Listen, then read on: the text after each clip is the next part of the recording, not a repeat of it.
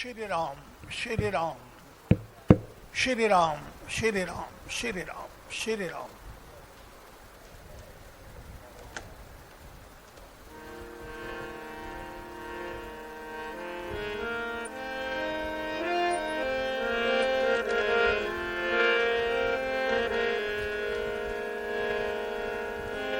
बोलो भक्तवत्सल भगवान की, बोलो शंकर भगवान की, श्री हनुमान जी महाराज की, बोलो गंगा मैया की। नमः पार्वती पते हर हर महादेव। श्री राम जय जय राम।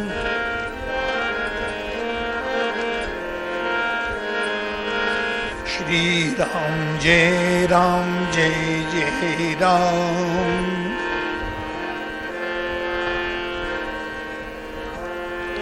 श्री राम जय जय राम।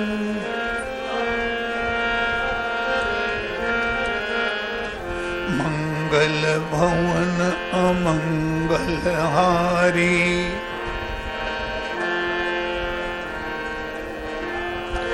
द्रवहु सुदशरथ अजिर बिहारी।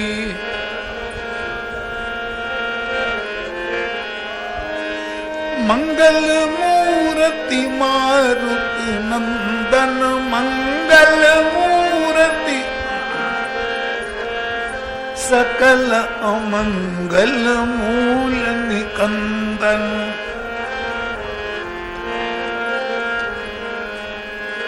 पवन तनय संतन हितकारी,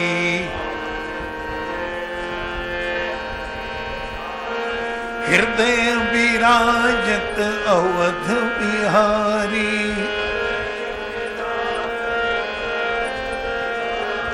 श्री राम जय जय राम।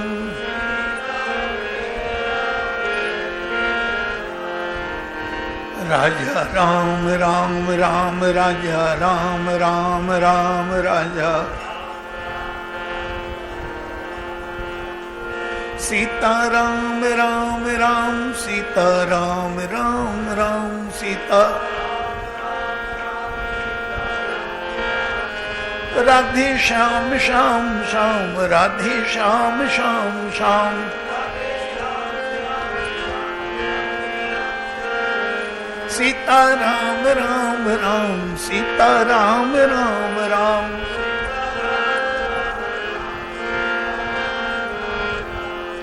बोलो भक्तवत्सल भगवान की।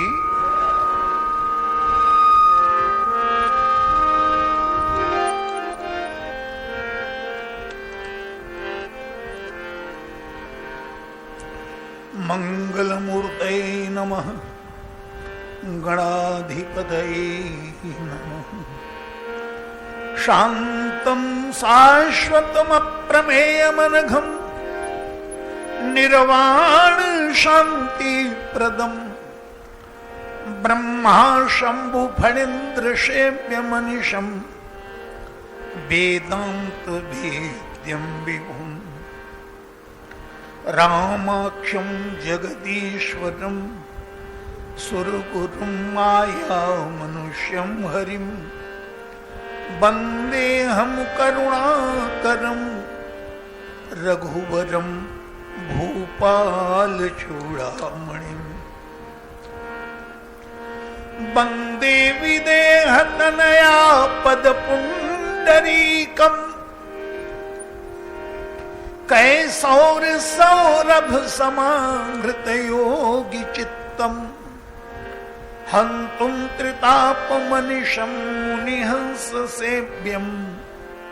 सन्मानशालि परपीत पराग पुंजम्। दुर्बादलन्दुतितनुं तरुणाब्जनेत्रम्। हेमंबरं वरविभूषण भूषितांगम्। कंदर्पकोटि कमनीय किशोर मूर्तिम्। पूर्तिं मनोरथ भमं भज जानकीशं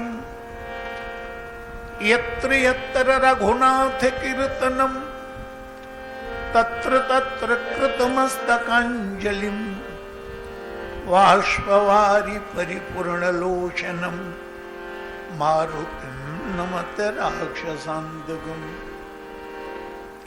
प्रभु समर्थ सर्वज्ञ शिव सकल कला गुणधाम जोग ज्ञान वैराग्य निधि प्रणत कल्प तरुणाम।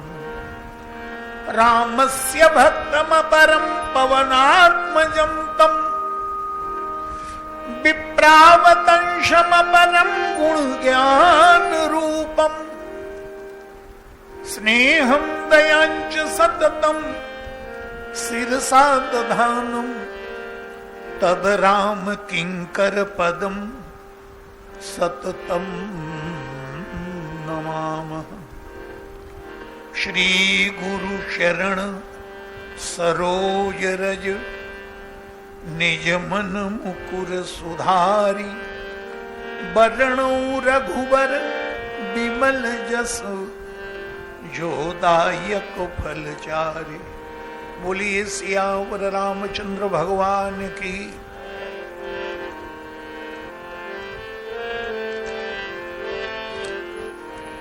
राम एक तापस तारी नाम कोटि खल कुमति सुधारी।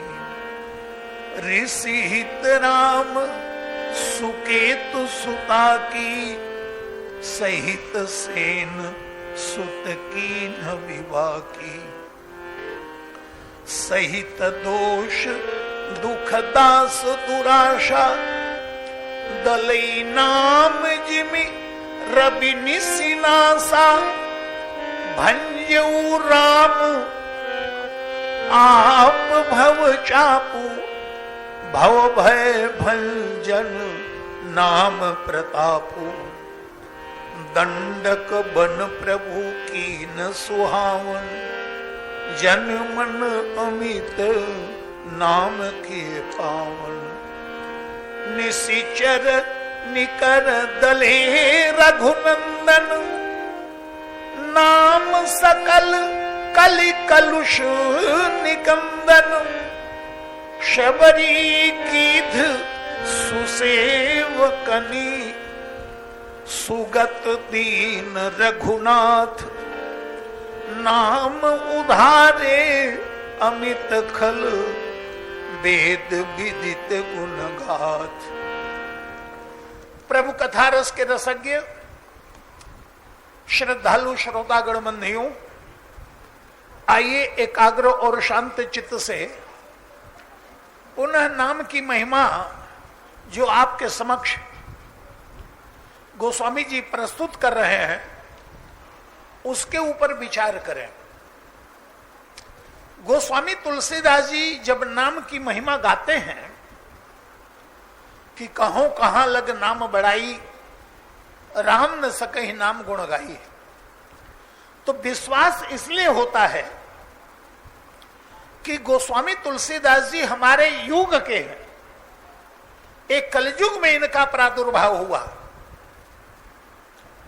और राम नाम की महिमा से उनके जीवन में परिवर्तन आया। और वो अपने ग्रंथों में कहते हैं, हूं तो कूर कायर कपूत कौड़ी आद की किए बहुमोल तय करैया गीध श्राद्ध की। हे प्रभु, आपने तो गीध का भी श्राद्ध कर दिया। आपके नाम के प्रताप से मेरे जीवन में परिवर्तन आया। आधुनिक कवियों ने गोस्वामी तुलसीदास जी के जीवन में परिवर्तन के विषय में बताया कि प्रारंभ में जन्मे से अभागा बतावा गए। ये तो अभागा है, क्योंकि जन्म लेते ही मां बाप को खा गया है। भिक्षा मांगने जाते थे, 4 चने के दाने कहीं मिल जाए तो लगता था 4 फल मिल गए। 4 ही फल मानो 4 ही चनक को, ये गोस्वामी जी के शब्द हैं। जन्मे से अभागा बतावा गए, घर से बहिरे दुरियावा गए। बहरे हूँ पनाह मिली न कहूं, हर गांव गली से भगावा गए। अग्नि की कसौटी में बारंबार, जलावा बुझावा तपावा गए। घिस के पिट के जब चंदन भे, तुलसी तब माथे लगावा गई। लरिकाई में मातु पिता बिछुरे, लरिकाई में मातु पिता बिछुरे। सबने न प्यार दुलार मिला, तरुणाई में है बिछुड़ी पत्नी। कटु व्यंगन का उपहार मिला, दुदकार मिली फटकार मुला। प्रभु नाम का एक सहारा मिला, प्रभु नाम किले पतवार चले। प्रभु नाम किले पतवार चले, तुरते तुलसी को करार मिला, किनारा मिल गया राम नाम की पतवार से। तो हमारे युग के हैं, हमारे युग का प्रतिनिधित्व करते हैं। वो कहते हैं कि त्रेता में तो प्रभु ने अवतार लेकर सारे कार्य किए, पर कलयुग में प्रभु का रूप तो नहीं दिखाई दे रहा है। पर कहते नाम है, जो काम श्री राम ने किया, राम से अधिक काम राम का नाम करेगा। अंत में निकला ये परिणाम, राम से बड़ा राम का नाम। ये कवियों ने इस बात को कहा।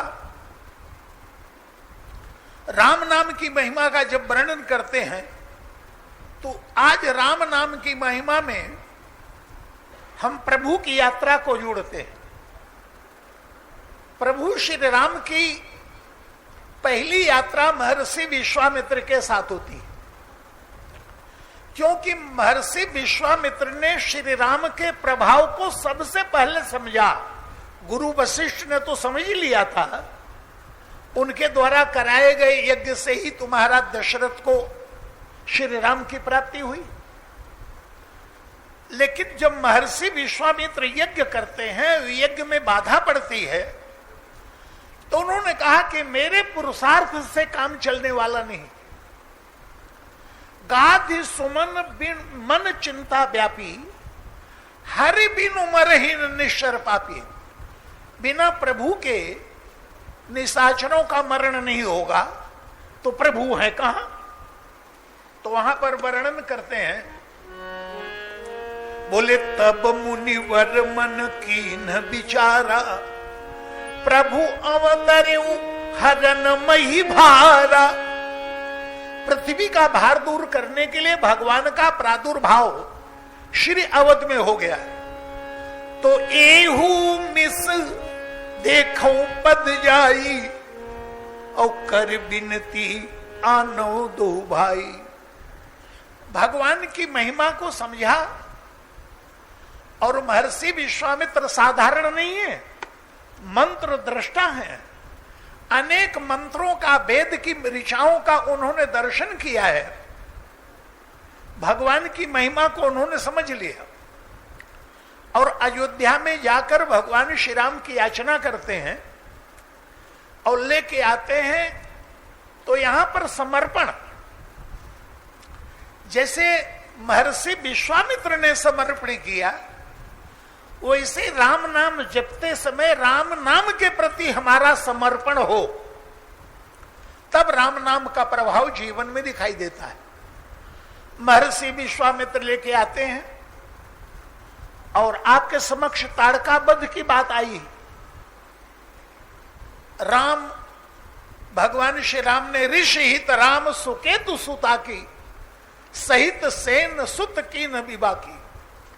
ताड़का दौड़ी, महर्षि विश्वामित्र ने कहा यही है ताड़का, और एक ही बाण प्राण हर लेना।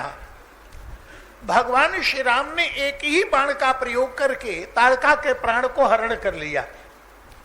अब यहां ये प्रश्न उठा, ये ताड़का कौन है? तो कई बार आपके समक्ष ये चर्चा की गई, ये ताड़का दुराशा है।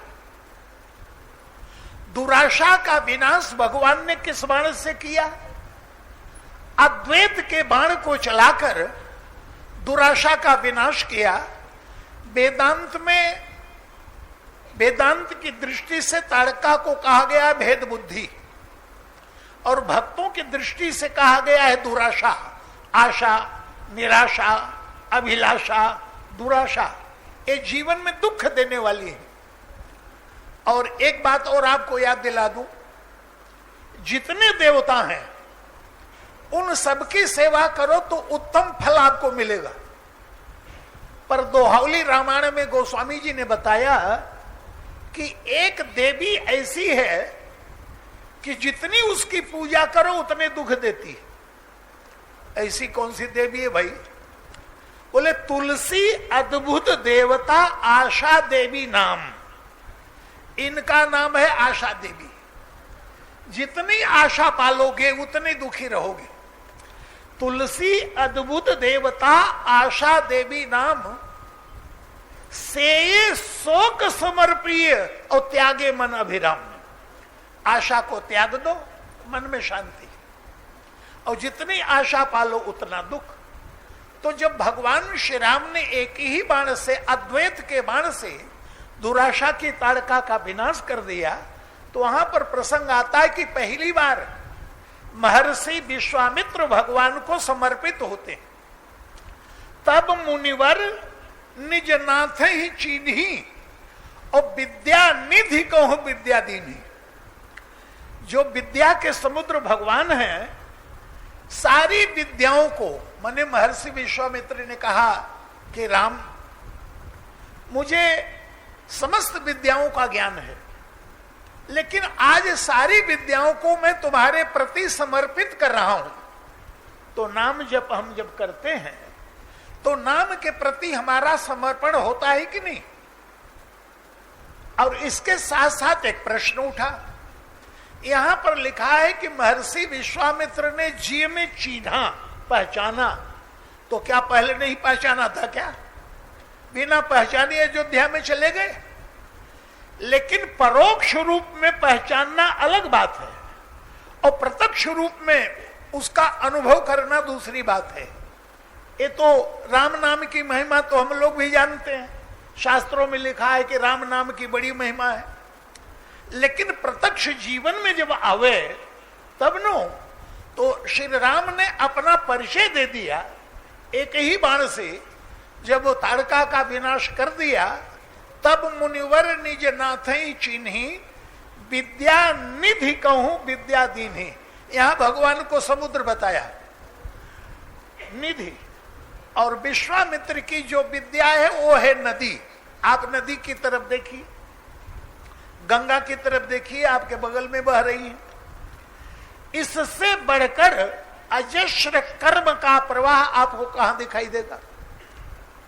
प्रतिक्षण गंगा जी प्रवाहित हो रही हैं, अपने जल से लोगों को तृप्ति दे रही हैं, लोगों की प्यास बुझा रही हैं।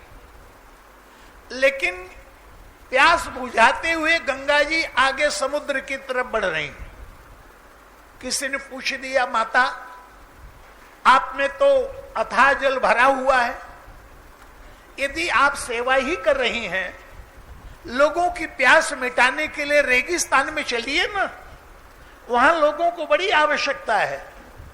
गंगा जी ने कहा, हाँ लोगों को तो मेरी आवश्यकता है, लेकिन मुझे किसकी आवश्यकता है इसकी तरफ ध्यान दिया गया। लोगों की प्यास तो मैं बुझा रही हूं, पर मेरी प्यास कहां बुझेगी? जब तक समुद्र में जाकर मैं लीन नहीं हो जाती, तब तक मेरे जीवन की प्यास न मिटेगी और न मेरा एक कर्म कभी पूरा होगा। इसी बात को भगवान श्री राम ने किष्किंधा कांड में कहा लक्ष्मण, बोले सरिता जल जल निधि मह जाई और होई अचल जिमी जीव हरि पाई। इसी प्रकार से जीव निरंतर कर्म करता हुआ जब तक परमात्मा में लीन नहीं होता तब तक उसके जीवन में पूर्णता नहीं आती। तो महर्षि विश्वामित्र ने कहा कि मेरे जीवन में जो विद्या रूपी नदी है उसकी पूर्णता तो तब है कि राम स्वरूप सिंधु समूहाई तुम्हारे प्रति अर्पण किया जाए। इसलिए पूजा पाठ करने के बाद हम लोग भगवान को पूजा अर्पण कर देते हैं कि महाराज जो कुछ भी मेरे शरीर के द्वारा हुआ है आपके प्रति समर्पित है। नाम जप के बाद भगवान को अर्पण करते हैं कि नहीं, ये महर्षि विश्वामित्र का समर्पण है पहली बार। और सब धनुष से जुड़ा हुआ है। महर्षि विश्वामित्र ने धनुष चलवा कर परीक्षा ली। चले जात मुन दीन दिखाई सुन ताड़का क्रोध कर धाई। एक ही बाण धनुष चलाओ। दूसरा प्रसंग आता है कि भगवान श्री राम जब अहिल्या का उद्धार करते हैं और उसके बाद जनकपुर में पहुंचे तो वहां भी धनुष की समस्या है। महाराज जनक जी ने कहा कि मेरी पुत्री उसी का वर्ण करेगी जो शिव के धनुष को तोड़ देगा। बड़ी विचित्र बात है। धनुष तोड़ देगा उसके संग मेरी पुत्री का विवाह होगा, ये तो बड़ा आश्चर्य लगता है। और आगे चलकर इस बात के लिए जनक जी की आलोचना भी परशुराम जी ने की। जब भगवान श्री राम के द्वारा धनुष टूटा, अन्य तो कोई नहीं कर पाया, तो धनुष टूटा। तो धनुष है क्या, इसके ऊपर विचार करिए। ये भगवान शिव का धनुष है और भगवान शिव सब समष्टि अहंकार के देवता हैं और धनुष से भगवान शिव की कथा जुड़ी हुई है। त्रिपुरासुर का वध करने के लिए भगवान श्री राम ने इस धनुष को स्वीकार किया, क्योंकि ये त्रिपुरासुर 3 पुरों में रहता था, काम क्रोध और लोभ। भगवान शिव बाण चलाते काम के नगर में तो क्रोध के नगर में चला जाता, बच जाता, और क्रोध के नगर पर जब बाण चलाते तो लोभ के नगर में चला जाता तो बच जाता। तो भगवान शिव ने 3 बाणों का एक साथ प्रयोग किया तीनों लोकों में, काम क्रोध लोभ, और त्रिपुरासुर का विनाश हो गया। और त्रिपुरासुर के विनाश के बाद भगवान शिव ने धनुष को छोड़ दिया। मानो उद्देश्य की पूर्ति होने के बाद कर्म का परित्याग। तो धनुष ने भगवान शिव से कहा, बोले महाराज सारे संसार को मुक्ति देते हैं मैंने सुना है, और मेरे द्वारा त्रिपुरासुर को तो मुक्त कर दिया आपने, लेकिन मुझे तो बांधते ही रहते हैं, मेरी मुक्ति कब होगी? तो आप देखें कि धनुष का एक भाग जो धातु के रूप में है और दूसरा भाग डोरी के रूप में है। तो हमेशा धनुष नहीं चढ़ा रहता, उद्देश्य की पूर्ति के बाद धनुष को उतार दिया जाता है और भगवान शिव उस धनुष को पकड़ करके पैर के अंगूठे से दबा करके उसके ऊपर प्रतंच चढ़ाते। तो धनुष ने कहा, सारे संसार को मुक्ति देने वाला, मैंने सुना है कि काशी में आप सबको मुक्ति देते हैं, लेकिन मुझे तो बांधते ही रहते हैं, और यहां तक काशी में कीट पतंगों तक को मुक्ति मिल जाती है। इसलिए गोस्वामी जी ने विनय पत्रिका में वर्णन किया है, भाई शंकर के समान दानी कौन होगा? तो क्या कह रहे हैं? बोले दानी को शंकर समनाही, दीन दयाल देवो भावे, जाचक सदा सुहाई। मांगने वाला किसी को अच्छा नहीं लगता, लेकिन इनको मांगने वाला अच्छा लगता है। जाचक सदा सुहाई। मारी के मार थप्यो जग में, जाकी प्रथम रेख जग माही। मार माने कामदेव, कामदेव को मारा, फिर उसको स्थापित किया। मारी के मार थप्यो जग में जाकी प्रथम रेख जग माही। ता ठाकुर को रीझ निवारी बो सो न कदम ही पाही। कोट जोग करी, करोड़ों प्रकार का योग साधन करने के बाद कोट जोग करी जो गति हरिसो मुनि मांगत सकुचाही। कोट जोग करी जो गति हरिसो मुनि मांगत सकुचाही। और अंत में कहते हैं सो गति कीट पतंग पुरार पटी कीट पतंग समाही। काशी में कीड़ों मकोड़ों को शंकर जी वही गति देते हैं।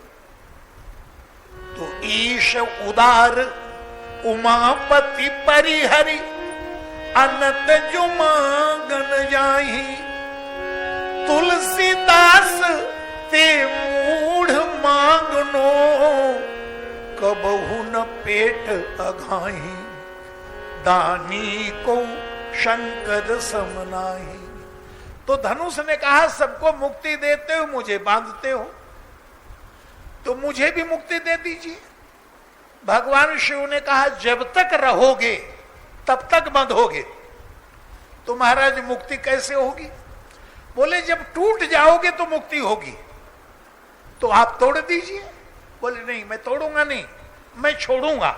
इसका अभिप्राय त्रिपुरासुर का वध हो गया, उद्देश्य की पूर्ति हो गई, अब कर्म का परित्याग। अब आप उसको जीवन में देखिए।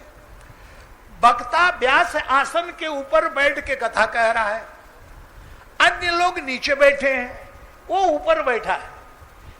एक प्रकार का ये भी अहंकार है, क्योंकि जब तक व्यक्ति किसी न किसी प्रकार के अहंकार को स्वीकार नहीं करेगा तब तक वो कार्य कर ही नहीं सकता।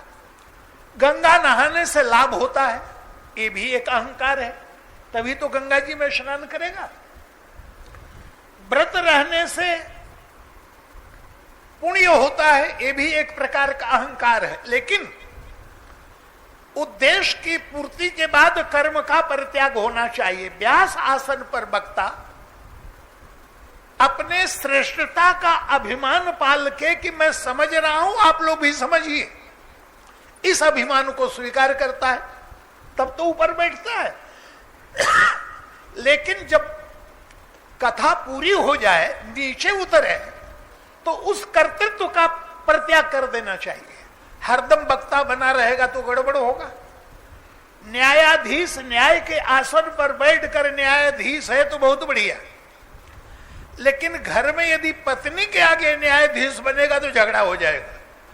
तो जो कर्म करो उस समय कर्तृत्व को स्वीकार करो, बाद में उस कर्तृत्व का परित्याग होगा।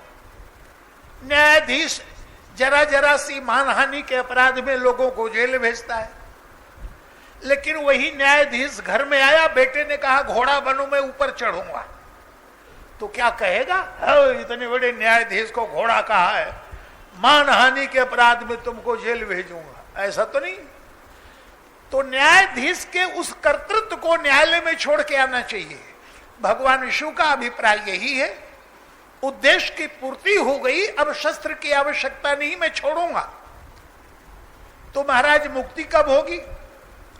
बोले मैं इसे जनक को दे रहा हूं, तो जब जनकपुर में विदेह नंदिनी का जन्म होगा तो तुम्हें हल्का करेंगी।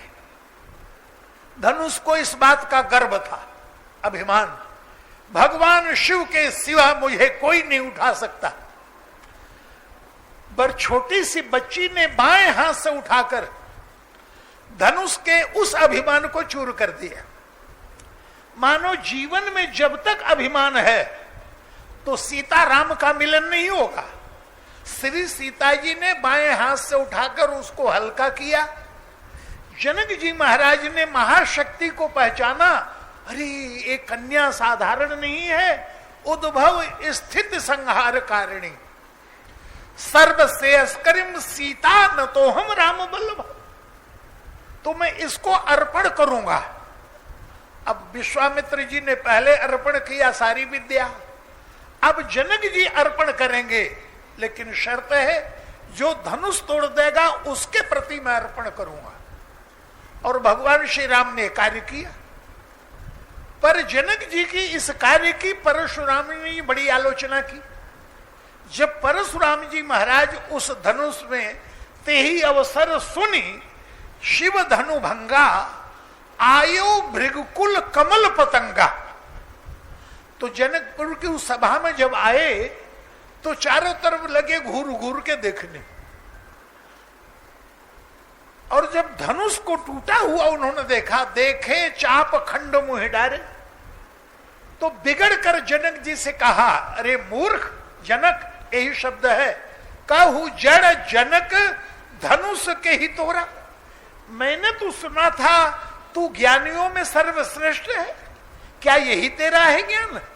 और मैंने ये भी सुना कि उस धनुष की तू पूजा करता था।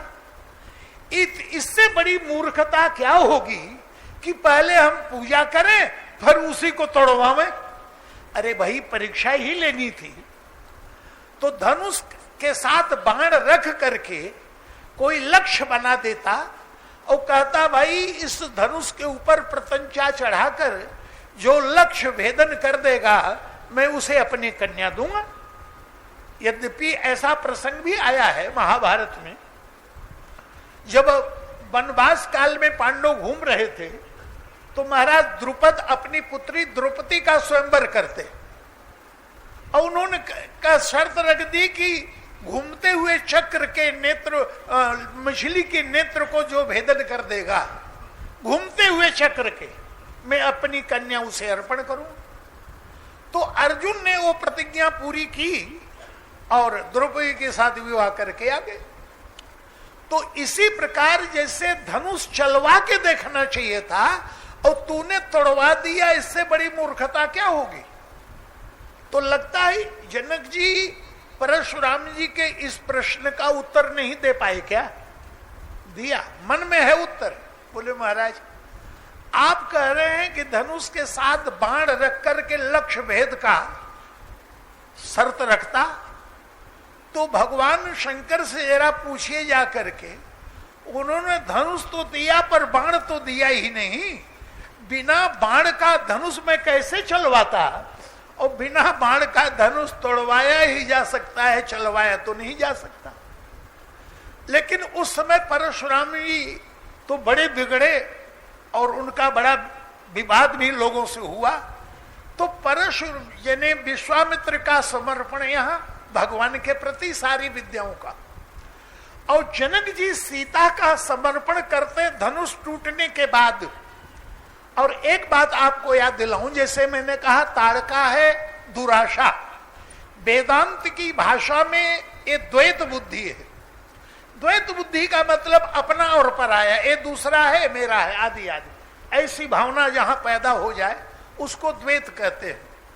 अद्वैत के बाण से भगवान श्री राम ने ताड़का का विनाश किया और भक्त कहते दुराशा का विनाश किया।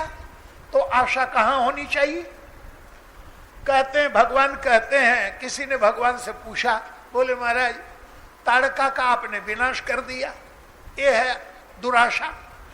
आशा लेके ही तो हम आपके पास आते हैं और पता चले भगवान आशा को ही मार देते हैं, तो महाराज हमारा कैसे काम चलेगा? क्योंकि जो जिनके जीवन में निराशा है वो हमेशा दुखी है, और जिनके जीवन में आशा है लेकिन पूरी नहीं होती तो वो भी दुखी हैं। और मैं देख रहा हूं कि आप आशा को मार देते हैं। तो भगवान ने कहा भाई आशा को तो मैंने मार दिया, लेकिन आशा यदि संसार में रखी जाए वो ठीक नहीं। तो मोर दास कहाई नर आशा, आशा रखते हो तो मुझसे रखो। मोर दास कहाई नर आशा, करई तो कहू काह विश्वासा। पूजा करे मेरी, जप करे मेरा, आशा रखे संसार की। कहते हैं कि गोस्वामी तुलसीदास जी के पास अकबर ने एक बार प्रस्ताव भेजा था कि मैं चाहता हूं कि तुलसी ऐसा संत विद्वान हमारे दरबार के 9 रत्नों में सम्मिलित हो जाए, 10 रत्न हो जाएंगे। और गोस्वामी तुलसीदास जी के पास अब्दुल रहीम खान खाना के माध्यम से संदेश आया कि 10 अकबर के दरबार में मनसबदारी का पद आपको दिया जाता है। तो गोस्वामी जी ने क्या कहा? बोले हम चाहकर रघुवीर के और पटो लिखो दरबार, तुलसी अब का होएंगे नर के मनसबदार। अरे भाई, स्वार्थ परमार्थ सकल सुलभ एक ही ओर, द्वार दूसरे दीनता उचित न तुलसी तोर। अरे भाई, यदि भगवान ने ये कहा होता कि परमार्थ पाने के लिए मेरे पास आओ और स्वार्थ सिद्धि के लिए संसार में जाओ, तो मैं विचार करता। लेकिन स्वार्थ और परमार्थ जब दोनों प्रभु से ही पूरा होगा तो हम क्यों भटके, हम क्यों इधर उधर जाएं? कबीर से किसी ने पूछ दिया, आप खड़े रहते हो तो कहाँ रहते हो, जब लेट जाते हो तो कहाँ रहते हो, बैठते हो तो कहाँ रहते हो? कबीर ने कहा, बैठे सूते खड़े उताने, कहें कबीर हम वही ठिकाने। हम तो वहीं रहते हैं, मानो परमात्मा के प्रति हमारा पूर्ण समर्पण है। देव ऋषि नारद के विषय में कथा थी, मन में विवाह की इच्छा उत्पन्न हो गई, तो उसके लिए तो सुंदर रूप की आवश्यकता है। तो रूप कहां मिलेगा? तो देव ऋषि नारद यदि चाहते तो कामदेव के पास चले जाते। कामदेव को हरा भी चुके हैं और कामदेव से कहते कि भाई थोड़े समय के लिए अपना रूप दे दो, क्योंकि भगवान की सुंदरता की तुलना में कामदेव को ही खड़ा किया जाता है और दूसरी कोई उपमा लगती नहीं है। कामदेव भी बड़ा सुंदर है। तो नारद जी से कामदेव तो पहले ही हार चुका है, तो नारद जी आदेश देते तो शायद कामदेव रूप भी दे देता। लेकिन नारद जी बोले ना, काम के पास नहीं जाऊंगा, मैं तो राम के पास जाऊंगा। जीवन में काम आया तो राम के पास। मोरे प्रिय हरि सम नहीं को, यही अवसर सहाय सो हो। ऐसे अवसर पर तो प्रभु ही मेरा सहयोग करेंगे। तो भगवान के पास पहुंच गए और उन्होंने कहा, आपन रूप दो, अपना रूप दे दीजिए, मेरा ब्याह हो जाए। और वहां पर नारद ने, जब भगवान ने कहा कि जेहि विधि होई परम हित, और नारद जी क्या कह रहे हैं? जेहि विधि नाथ होई हित मोरा, करहु सो बेगी दास में तोरा। मेरा हित हो वो काम करिए महाराज। भगवान ने कहा तुम हित की बात कर रहे हो? हित नहीं, जेहि विधि होई परम हित। हित से भी ऊंचा है परम हित। जेहि विधि होई परम हित, नारद सुनहु तुम्हार, सोई मैं करब न आन कछु, बचन न मृषा हमार। हमारी बात झूठी नहीं होगी। नारद जी प्रसन्न हो गए कि महाराज परम हित करेंगे। लेकिन यहां पर जो मांगा वो दिया नहीं। कारण, अब एक प्रश्न उठा, क्या भगवान को हम शक्तिमान और बुद्धिमान दोनों मानते हैं, या शक्तिमान मानते हैं बुद्धिमान नहीं मानते? जब हम भगवान से कहते हैं महाराज हमारा कल्याण करो, तो इसका मतलब शक्तिमान है तभी तो कल्याण करेंगे। लेकिन जब हम उनको बताते हैं ऐसा करो ऐसा करो ऐसा करो, तो बुद्धिमान हम हैं जो भगवान को बुद्धि दे रहे हैं, ऐसा करो। भगवान ने मुस्कुरा के कहा, भैया जब मुझे शक्तिमान मानते हो तो बुद्धिमान भी मानो। तुम्हारा हित किस में है वो मेरे ऊपर छोड़ो ना। तो जे भी दो हो ये परम हित, नारद सुनो तुम्हार, सोई मैं करब न आन कछु और बचन न मृषा हमार। नारद ने कहा हाँ महाराज कर दीजिए, लेकिन भगवान ने नहीं किया। नारद के कल्याण के लिए भगवान ने ऐसा भयंकर रूप दे दिया कि ब्याह तो चले क्या, विष्णु मोहिनी ने आंख उठा के भी नहीं देखा। और जब विवाह नहीं हुआ, ओहो, जब हमारी आशा पूरी नहीं होती तो क्रोध कब आता है? आशा पूरी नहीं होती तो क्रोध आता है। और नारद की आशा पूरी नहीं हुई, क्रोध आ गया। और भगवान आशा को ही तो मारते हैं, इसलिए ताड़का को एक ही बाण से मार दिया। ये है दुराशा। तो नारद को क्रोध आया तो चले कहां? बाद में भगवान को बड़ी प्रसन्नता हुई, बोले काम आया तो नारद मेरे पास ही आया, लेकिन क्रोध आया तो भी मेरे पास ही आया। और कहां जाएंगे? माने नारद जी ने नारद भक्ति सूत्र में एक बात दी है, और उसी को आधार बनाकर भक्त कवियों ने वर्णन किया। सूरदास ने भी यही कहा, महाराज मेरो मन अनंत कहां सुख पावे। पक्षी डाल बदलते रहते हैं वृक्षों की, कभी इस डाल पर, कभी उस डाल पर, कभी उस डाल पर। लेकिन वही पक्षी जब जहाज पे बैठ जाता है और जहाज समुद्र में चला गया, तो बैठे बैठे पक्षी के मन में उछंग आती है, उड़ान भरूं, तो उड़ान भरता है। तो समुद्र में कोई वृक्ष तो है ही नहीं आगे जाके बैठे, तो पुनः आके उसी जहाज में बैठता है। सूरदास जी ने भी यही कहा, मेरो मन अनंत कहां सुख पावे, जैसे उड़ी जहाज को पंछी पुनि जहाज पे आवे। गोस्वामी जी ने कहा, सीता पति रघुनाथ जी तुम लग मेरी ठोर, जैसे सीता पति रघुनाथ जी तुम लग मेरी दौर, जैसे काग जहाज को सूझत और न ठोर। कहां जाए बेचारा? तो जीवन में काम आया नारद के तो भी भगवान के पास, क्रोध आया तो भी भगवान के पास। फरकत अधर कोप मन माही, सपति चले कमलापति पाही, दई हो श्राप की मरी हो जाई, और जगत मोर उपहास कराई। मुझे हंसी का पात्र बना दिया, इतनी बेइज्जती मेरी हुई, शराब दे दूंगा या आत्महत्या कर लूं। भगवान बीच में मिल गए, बीच ही पंथ मिले भगवान, बीच ही पंथ मिले धनुजारी। संग रमा सोई राजकुमारी, जिस कन्या से विवाह करना चाहते थे विष्णुमोनी एक तरफ और लक्ष्मी जी एक तरफ, और भगवान पूछ रहे हैं मुनि कह चले विकल की नहीं, तन बदन में आग लग गई। देखो तो सही, जिस लड़की से ब्याह करना चाहता था बगल में खड़े किए हुए हैं मुझे जलाने के लिए।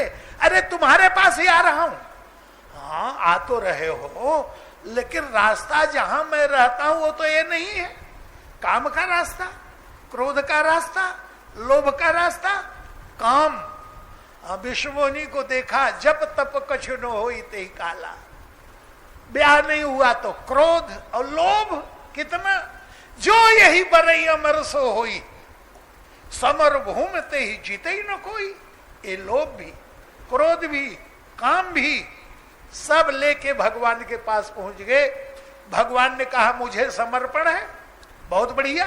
काम आया तो मेरे पास, क्रोध आया तो मेरे पास, लोभ आया तो भी मेरे पास। तो नारद जी से पूछा तुम्हें संतोष कब होगा? बोले जैसे दुखी मैं हो रहा हूं वैसे तुम भी हो। शाप शीस धरी, भगवान ने कहा सर माथे पर, साप शीस धरी हरस ही प्रभु बहु विनती कीन। और भगवान मुस्कुराने लगे। नारद ने कहा बड़े निर्लज्ज हो, मैं श्राप दे रहा हूं तुम मुस्कुरा रहे हो। प्रभु ने कहा इसलिए मुस्कुरा रहा हूं कि मेरा भक्त यदि क्रोध में श्राप भी देना चाहे तो वरदान हो जाता है। ये तुमने सब वरदान दिया है, श्राप नहीं दिया है।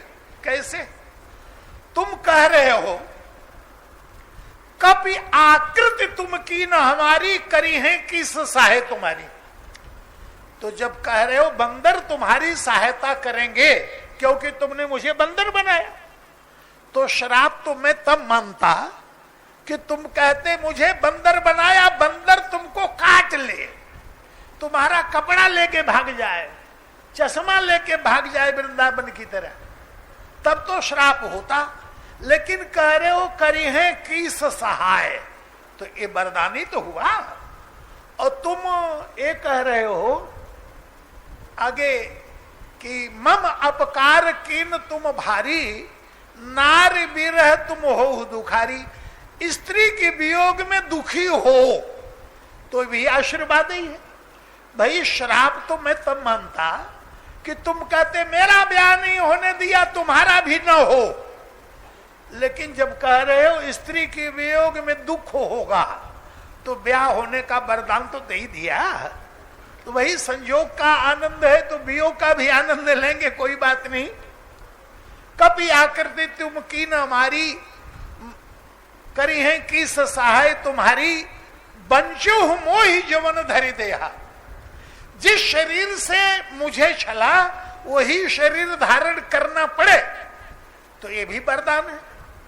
तुम कहते जिस शरीर से छला इसके बदले बड़ा घृणित शरीर तुम्हें लेना पड़े, तब तो श्राप था। लेकिन कह रहे वही शरीर धारण करना पड़ेगा तो रूप तो बड़ा दिव्य था वो। तो मैं समझ गया कि मेरा भक्त पूजा कराना चाहता है मेरी। वैकुंठ में तो बड़ी पूजा हुई, अब सोच रहा है मृत्युलोक में आवे तो वहां भी लोग पूजा करें। तो श्राप भी दे रहे हो तो वरदान है, इसलिए सर माथे पर श्राप शीस धरि हरस ही प्रभु बहु विनती कीन। तो इसका अभिप्राय है कि जीवन में भगवान के प्रति समर्पण जब तक नहीं होगा तब तक न तो भगवान की पूजा का हमें लाभ, न तो नाम के जप का लाभ। तो महर्षि विश्वामित्र ने पहले समर्पण किया सारी विद्याओं को, और जनक जी महाराज ने धनुष टूटने के बाद भगवान श्री राम को सीता जी अर्पण की। सीता पर परशुराम जी महाराज जब आए तो वैसे पुराणों में 3 राम की कथा है। एक तो भगवान श्री राम है ही है, दूसरे परशुराम जी हैं, और भगवान कृष्ण के बड़े भैया बलराम, ये भी राम ही है। लेकिन 2 के साथ उपाधि है, तीसरे के साथ कोई उपाधि नहीं। परशुराम जी महाराज हरदम फरसा लेके चलते हैं, इसलिए कौन से राम बोले, फरसा वाले परशुराम। और भगवान कृष्ण के भैया हल और मूसल लेके चलते हैं, बोले कौन से राम, बोले वो हल मूसल वाले राम। लेकिन श्री राम तो राम है, इनके पास होना चाहिए धनुष है, तो कहना चाहिए वो परशुराम, वो हल वाले बलराम और ये धनुष राम। पर परशुराम और हल मूसल वाले राम भले हैं, लेकिन श्री राम कभी धनुष राम नहीं बने। क्यों? बोले फरसा लेकर चलते इसलिए परशुराम। बलराम जी बड़े बलवान हैं इसलिए बल जोड़ दिया गया बलराम। पर श्री राम धनुष लेके चलते हैं, लेकिन हमेशा नहीं, धनुष छोड़ भी देते हैं। आप जरा विचार करिए, लंका विजय के बाद अयोध्या में आए हैं, सामने गुरु वशिष्ठ को देखा, पहला काम भगवान राम ने क्या किया? तो गोस्वामी जी वर्णन करते हैं, बोले पाम देव वशिष्ठ मुनि नायक, देखे प्रभु मही धरी धनुषायक। धरती पर धनुष बाण रखकर गुरु जी के चरणों में प्रणाम किया। रामायण को उठा के देखिए, धनुष रखने का वर्णन है लेकिन उठाने का नहीं। क्यों? मानो भगवान श्री राम ने कहा, गुरु जी रावण था तो धनुष की आवश्यकता थी, रावण राज्य समाप्त हुआ, अब राम राज्य होगा जो शास्त्र के द्वारा चलेगा, शस्त्र के द्वारा नहीं। और श्री सीता जी का जब श्रृंगार कर रहे थे फटिक शिला पर चित्रकूट में, तो भी धनुष बाण नहीं है, कुटिया में है। इसलिए तो जयंत ने देखा, जब पहचान भी लेंगे तो क्या करेंगे, जब तक धनुष बाण लेने जाएंगे तब तक कहां का कहां पहुंचूंगा। लेकिन भगवान ने कहा कि मुझे हमेशा धनुष बाण की आवश्यकता नहीं पड़ती। सीक धनुष सायक संधाना, सीक का धनुष सीता जी को सजाने के लिए सीक में पिरो पिरो कर आभूषण का निर्माण कर रहे थे। वही सीक से धनुष और सीक से बाण बना के प्रेरित मंत्र ब्रह्म सर धावा, चला भाज बायस दुख पावा। तो भगवान श्री राम धनुष को पकड़ते हैं तो छोड़ भी देते हैं। समुद्र के किनारे अनशन कर रहे हैं, धनुष बाण नहीं। लक्ष्मण बाण सरासा नानो, लाओ मेरा धनुष बाण। लेकिन परशुराम हरदम उसे कंधे पर रखकर घूमते हैं। अब यहां समर्पण होना है, विश्वामित्र का समर्पण, जनक जी का समर्पण, परशुराम जी का भी समर्पण होना है। तो प्रसंग आता है कि परशुराम जी जब आए तो कंधे पर फरसा लेके आए। क्यों?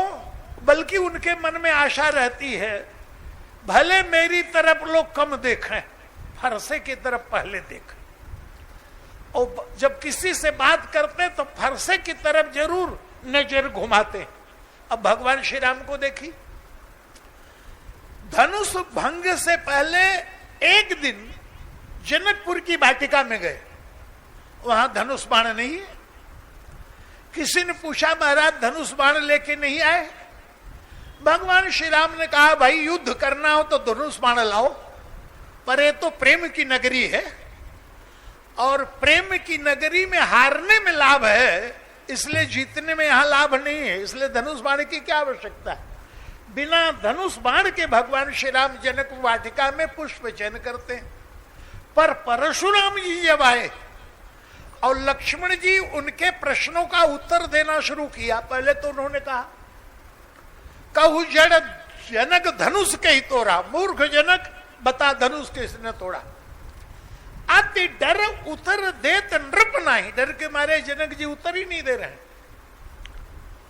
राम तो सामने ही खड़े हैं, कहीं बता दूं यही है तो फरसा न चल जाए, तो डर के मारे उत्तर नहीं दे रहे हैं। तो भगवान श्री राम ही आगे आए, क्योंकि परशुराम ने घोषणा कर दी कि जिसने धनुष तोड़ा है समाज से अलग हो जाए, नहीं तो सबको मार डालूंगा। भगवान श्री राम ने सोचा कहीं शुरू न कर दे महाराज। आ गए सामने, बोले, नाथ शंभु धनु भंज निहारा। इस पंक्ति को बड़े ध्यान से सुनने की आवश्यकता है। नाथ शंभु धनु भंज निहारा, होई है कोई एक दास तुम्हारा, कोई एक दास होगा आपका, आये शुकाह कही किन मोही, कोई आज्ञा हो तो करिए, कहिए। परशुराम जी नहीं समझ पाए, यही है। उनको लगा कि धनुष तोड़ने वाले की तरफ से सफाई दे रहे हैं, तो कह दिया, सुनो राम, तुम भले ही कितना प्रिय बोलो, मैं छोड़ने वाला नहीं हूं। सुनो राम जे ही शिव धनु तोड़ा, सहस भाव बाहु सम सो रिप मोरा। ओ सहस्त्रा बाहु के समान मेरा शत्रु है। लक्ष्मण जी ने देखा भगवान की संकेतिक भाषा नहीं समझ पा रहे हैं, तो जरा मैं अपनी भाषा में बोलूं। बोले, बहुधनु ही तोरी लरिकाई, कबू न असरस की नो गोसाई। हमने बचपन में बहुत सी धनुइयां तोड़ी, तब तो आप नहीं आए, यही धनु पर ममता के हेतु इस धनुष के ऊपर ममता क्यों? परशुराम जी का क्रोध चौगुना। क्यों? अरे भगवान शिव के धनुष को धनु ही कह रहा है, धनु ही सम त्रिपुरार धनु विदित सकल संसार। लक्ष्मण जी का उत्तर, लखन कहा हंसी हमरे जाना, सुनहु देव सब धनुष समाना। संकेत क्या है? धनुष है भगवान शिव का, शिव है समष्टि अहंकार के देवता, तो अहंकार का प्रतीक ये धनुष। तो अहंकार चाहे छोटा हो, अहंकार चाहे बड़ा हो, अहंकार तो अहंकार ही है। और प्रभु और हम अहंकार ही तोड़ते आए हैं। तो जब तक अहंकार नहीं टूटेगा तब तक तो न तो सीता का समर्पण राम के प्रति होगा और न परशुराम जी का समाधान होगा। भगवान श्री राम की तरफ जब लक्ष्मण की तरफ क्रुद्ध हुए तो भगवान श्री राम ने कहा, बार बार मुनि विप्रवर कहा राम सन राम। जैसे ही बार बार ब्राह्मण देवता ब्राह्मण देवता ब्राह्मण देवता, और परशुराम और जोर से बिगड़े। निपटे ही दुज कर जाने समोही, मुझे कोरा ब्राह्मण समझता है। भगवान श्री राम ने कहा महाराज ये तो बड़ी अच्छी बात है, ब्राह्मण पूज्य होता है और हमारे कुल में तो ब्राह्मणों की पूजा की जाती है, तो आपके लिए शब्द तो ठीक ही है। लेकिन कई लोगों को ऐसा भान होता है कि जो तुम मुझे समझ रहे हो इससे मैं श्रेष्ठ हूं। निपटे ही दुज कर जाने समोही, मैं जस विप्र सुनाऊं तो ही, ऐसा वैसा ब्राह्मण मत समझना, मैं जैसा ब्राह्मण हूं वैसा बता रहा हूं। ब्राह्मण यज्ञ करता है, मैंने भी यज्ञ किया है, लेकिन ब्राह्मण शुरुआत से आहुति देता है। मैंने धनुष से बाण की आहुति दी है। चाप शुरुआ सर आहुति जानू, ब्राह्मण अग्नि में आहुति देता है। क्रोध मोर अति घोर कृषाणु, यज्ञ में समिधा की जरूरत पड़ती है। समधि सेन चतुरंग सुहाई, राजाओं की चतुरंगनी सेना समिधा बनी। और महामहीप भय पशु आई, यज्ञ में बलि दी जाती है। तो जो महान राजा हैं उनकी बलि दी है। मैं यही परशु काटि बल कीन्हे, समर यज्ञ जप कोटिन कीन्हे। इस प्रकार से मैंने यज्ञ किया है। इस प्रकार से परशुराम जी भगवान श्री राम के सामने जब वार्तालाप करते हैं तो भगवान ने कहा महाराज आपको संतोष कैसे होगा? बोले संतोष तब होगा या तो मुझसे युद्ध करो, और नहीं तो राम नाम जो तुमने अपना रखा है, क्यों रखा है? नहीं तो छाड़ कहाऊ रामा कर परतोष मोर संग्रामा, या तो लड़ो या राम नाम छोड़ो। ये बड़ी विचित्र बात है। कोई अपने बच्चे का नाम रखे और पड़ोसी भी वही नाम रख दे, बड़ी चोट लगती है। इन्होंने वही नाम रखा है जो हमारे का है। उनको लगता है कि नाम तो हमारे बच्चे के लिए सुरक्षित था, इन्होंने कैसे रख लिया। और इस विषय में ब्रह्मलीन स्वामी श्री अखंडानंद जी महाराज के पास जब वृंदावन में रहता था तो उन्होंने सुनाया कि जयपुर के राजा को हैदराबाद के नवाब ने आमंत्रित किया। तो जब राजा वहां पहुंचे जयपुर वाले, तो उसने कुत्ता पाला था। उस कुत्ते का नाम रखा था राजा। और राजा बैठे हुए हैं जयपुर वाले, उन्हीं के आगे कुत्ते को कहा है राजा ऊपर बैठ, नीचे बैठ, भाग बाहर, ऐसे अपमानी शब्दों का प्रयोग। और राजा बेचारा बड़ा ग्लानि महसूस कर रहा है, क्रोध आया। वो भी जयपुर में आया, उसने भी एक कुत्ता पाला, उसका नाम रखा नवाब। अब उसको बुलाया, उसको बुलाने के बाद उसी क्या है नवाब कुत्ते को कहा बाहर निकल, भीतर जा, बाहर जा, नीचे उतर, बैठ जा, खड़ा। अब नवाब, ये नाम वाला जो चक्कर है ये बड़ा विचित्र। भगवान श्री राम ने कहा, बोले महाराज आप कह रहे हैं राम नाम, मैं राम नाम छोड़ दूं, लेकिन अंतर तो है। राम मात्र लघु नाम हमारा, छोटा सा नाम, और 5 अक्षर आपका परशु सहित बड़ा नाम तुम्हारा। आपका नाम तो बहुत बड़ा है। तो महाराज सब प्रकार हम तुम सनहारे।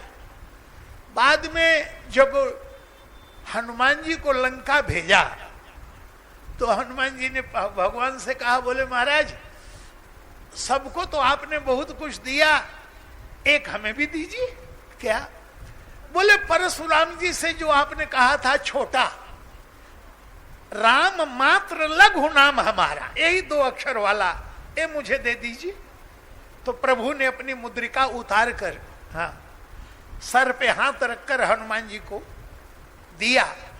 राम नाम की मुद्रिका लेकर हनुमान जी राम नाम की मुद्रिका से मैनाक के ऊपर विजय, सुरसा के ऊपर विजय, सिंहिका के ऊपर विजय, और माता सीता जी के पास जब पहुंचते हैं तो राम नाम की मुद्री देकर श्री सीता जी को हनुमान जी ने भगवान की याद दिलाई। लेकिन मैंने अपने गुरुजी से सुना कि कोई सज्जन एक बार हमारे गुरुजी के पास आए तो उन्होंने प्रश्न किया तो महाराज जी चक्कर में पड़ गए। बोले हनुमान जी ने जब सीता को मुदरी दी थी तो मुंह से निकाल के दी थी, तो मुंह से निकाल कर धोके दी थी कि ऐसे ही दे दिया था? महाराज जी माथा पकड़ लिए, बोले ऐसे ऐसे भी बुद्धिमान होते हैं। तो महाराज जी ने कहा कि नहीं नहीं, हनुमान जी धोने के चक्कर में नहीं पड़े थे, सीधे ही मुद्रिका दी। तो उनको लगाए तो बड़ा गड़बड़ हुआ, श्री सीता जी को झूठी राम नाम परोस दिया। और दूसरा प्रश्न उनका यह था कि जब पुल बनाया गया तो पत्थरों को तैरने के लिए एक पत्थर पर रा लिखा गया, दूसरे पर पहले एक ही पत्थर पर राम लिखते थे और समुद्र में डालते, तैर तो थे पत्थर, लेकिन समुद्र की लहरों से कोई उधर जा रहा, कोई उधर जा रहा, कोई उधर जा रहा है। अब पुल कैसे बने? तो वहां पर निर्णय लिया गया कि एक पत्थर पर लिखो रा और दूसरे पर लिखो म और जोड़ो। इसका मतलब साधन आपस में जुड़े रहने चाहिए, जीवन में हमारे साधना इधर उधर न हो, जुड़ी रहे। तो उनका प्रश्न था कि जो राम नाम का पुल था, नाथ नाम सब तब सेतु नर चढ़ी भव सागर तरह। तो ये बानर जब समुद्र के ऊपर पुल पर गए तो राम नाम को पैरों से कचरते हुए गए, ये भी तो बड़ा अपराध हुआ। तो महाराज जी ने कहा ऐसे ऐसे बुद्धिमान होते हैं। तो महाराज जी ने हम लोगों को एक संस्मरण बताया, कई बार भोजन का निमंत्रण लोग देते हैं तो माला रहती है, हाथ में नाम जप करते हुए जा रहे हैं, लेकिन गृह स्वामी कहता है भोजन से पहले जरा हाथ धो लीजिए। तो महाराज मन ही मन में सोचते हैं कि राम नाम से उंगली पवित्र नहीं हुई, अब जल से पवित्र होगी। मैंने देखा भगवान का चरणामृत हमारे गुरुदेव भगवान के हाथ में दिया गया, वो माला जप रहे थे और हाथ में चरणामृत लिया और पान कर लिया। मैं अपनी अज्ञानता बस जल ले आया, एक कटोरा ले आए कि धो लीजिए, बोले ना प्रभु का चरणामृत है। तो उन्होंने उदाहरण दिया कि राम नाम तो झूठा ही परोसा जाता है। कैसे? जब कीर्तन होता है तो एक तरफ से कीर्तन हुआ और दूसरे के कान में जब पहुंचता है तो क्या कान बंद कर लेता है, इनके मुंह से झूठा नाम आ रहा है मैं क्यों आने दूं? तो इसका अभिप्राय है कि राम नाम वो शक्ति है जो झूठा करने वाला दोष है वो भी समाप्त हो जाता है। गोस्वामी जी ने कहा राम ही सुबरिए गाइए राम ही, संतत सुनिए राम गुण ग्राम ही, जासु पतित पावन बड़ बाना, कहीं संत मुनि वेद पुराना। और राम नाम से जब परशुराम जी परिचित हुए तो गोस्वामी जी ने कहा जाना राम प्रभाव तब पुलक प्रफुल्लित गात, जोरी पाणी बोले बचन प्रेम ने हृदय समात। तो देखो परशु माने विश्वामित्र ने धनुष चलवाया और तब विद्या अर्पण की, जनक जी ने भगवान शिव के धनुष को तोड़वाया तब सीता अर्पण की, और परशुराम जी ने कहा दो काम तो कर चुके हो, तोड़ भी दिया और चला भी दिया, अब जरा खींच के दिखाओ। राम रमापति कर धनु लेहु, खैचऊ मिटे मोर संदेहु। ये धनुष क्या है? भगवान विष्णु का। और भगवान विष्णु कौन है? चित्त के देवता, अहंकार शिव, बुद्धि अज, मन सस चित्त महान। मानो दुराशा अद्वैत के बाण से धनुष चला के प्रभु ने मिटा दिया, अहंकार के धनुष को तोड़ दिया, चित्त को खींच लो। लेकिन तुलसीदास से पूछा गया ये धनुष अपने आप खींच के चला गया राम के पास? राम ने तो हाथ बढ़ाया नहीं। परशुराम जी ने कहा कि हाथ क्यों नहीं बढ़ा रहे हो? बोले महाराज आपका चित्त इतना पवित्र है कि अपने आप चला रहा है। देत चाप आप ही चली गए, चित्त को खींचना पड़े वो ठीक नहीं। चित्त अपने आप भगवान की तरफ खिंच जाए तब राम नाम की महिमा पूरी होती है। तो हमारा चित्त नाम जप में कहां जाता है? कहीं इधर उधर तो नहीं। भगवान ने जुड़े कि नहीं जुड़ा? इसलिए राम ही सुमरी गाई राम ही, और 3 उपाधियां इसके लिए दी। गोस्वामी जी विनय पत्रिका में कहते हैं राम राम रमु, राम राम रटु, राम राम जप जुहा। ये 3 स्थिति क्यों? राम राम जपो, राम राम रटो, राम राम रमो। इसका मतलब है कि व्यक्ति की एक जैसी मन स्थिति हमेशा नहीं रहती। जब शांति से बैठे हो राम नाम जपो, जब विपत्ति पड़ी हो तो राम नाम रटो। हाँ, सीता जी के ऊपर विपत्ति पड़ी है तो लंका में बैठ के क्या कर रही? बोले जय विधि कपट कुरंग संग धाई चले श्री राम, सो छब सीता राखी उर रटत रहत हरि नाम। वहां जप नहीं होगा, रटना होगी। हे राम, हे प्रभु, हे दीनानाथ, ये रटना। महाराज दशरथ राम नाम रटी, राम राम रटी विकल भुआलु। महाराज दशरथ व्याकुल। तो शांति से बैठे हो तो जप करो, विपत्ति में हो तो रटन करो, और जब आनंद बैठे हो तो रमण करो। तो रमण क्या है? जब ढोल मंजीरा बाजा लेकर जब कीर्तन गायन होता है, ये राम नाम से रमण है। तो 3 स्थितियां बताई। अब हमारी जैसी स्थिति है उसी प्रकार से नाम का सहारा ले। तो 8 दिनों तक केवल राम नाम की महिमा आपके समक्ष चली। अब कल देखते हैं कि कौन सा प्रसंग भगवान देते हैं, उसके ऊपर विचार विमर्श होगा। अब तो 1 जून से प्रार्थना मंदिर में चोटी वाले के बगल में भी आज से जाना पड़ता है 8:30 सवेरे 8:30 से 9:30। देखूंगा भगवान कौन से, वहां भी कथा आज से शुरू हो गई है। चाहे कोई आवे या ना आवे, दूर पड़ता है, पर नियम 45 वर्षों से चल रहा है। तो वहां पर बैठ के 1 घंटा वहां भी कथा करता हूं। कोई सज्जन यदि चाहे उस समय कोई विक्षेप न हो तो आकर के लाभ ले सकते हैं। अब 2-4 बार भगवान का नाम लिया जाए। राजा राम राम राम, राजा राम राम राम, राजा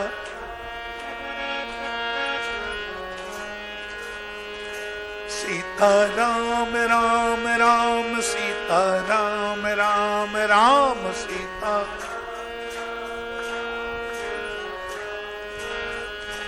राधे श्याम श्याम श्याम, राधे श्याम श्याम श्याम, राधे